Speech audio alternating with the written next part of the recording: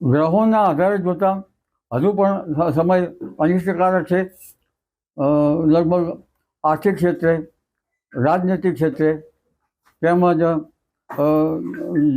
જન સમુદાય ક્ષેત્રે અનિષ્ટકારક ગ્રહો તો છે જ. એટલે હજુ તારીખ 29/5/2024 પહેલાં જે ક્રૂર ગ્રહનો ભરડો છે, આસુરી સંપત્તિનો ઉદય થઈ રહ્યો છે. તારીખ 29/3/2005થી જ્યારે શનિ મીન રાશિમાં આવ્યો છે, મીન રાશિની અસર પાણીની બાબતો હોય છે.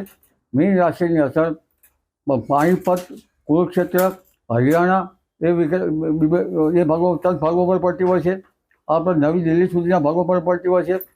પણ ભિન્ન ભિન્ન ભાગોમાં ભિન્ન ભિન્ન અસરો થતી હોય છે.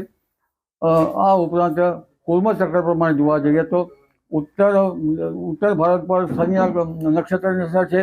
તેનો વેધ છેક બાંગ્લાદેશના ભાગોમાં થઈને લંકા તરફના ભાગો તરફ જાય છે. આ ઉપરાંત જ્યારે ઈશાનમાં શનિ ગ્રહની અસરો થશે ત્યારે તેનો વેધ પણ લગભગ આપણા પશ્ચિમી સરહદો અને દક્ષિણ સૌરાષ્ટ્ર, ગુજરાત અને કચ્છના સીમાવર્તી ભાગો સુધી આવવાની શક્યતા રહે છે. એટલે તારીખ 19/5/2025 એક માસ હજુ સાચવવાનું રહે છે. ઓગસ્ટ માસમાં પણ હડતાળ આંદોલન વધારે થવાની શક્યતા રહે છે.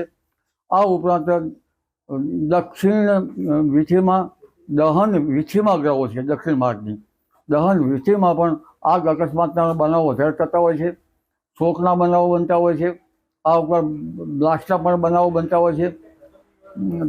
જંગલોમાં દવ લાગવાના પણ બનાવો બનતા હોય છે.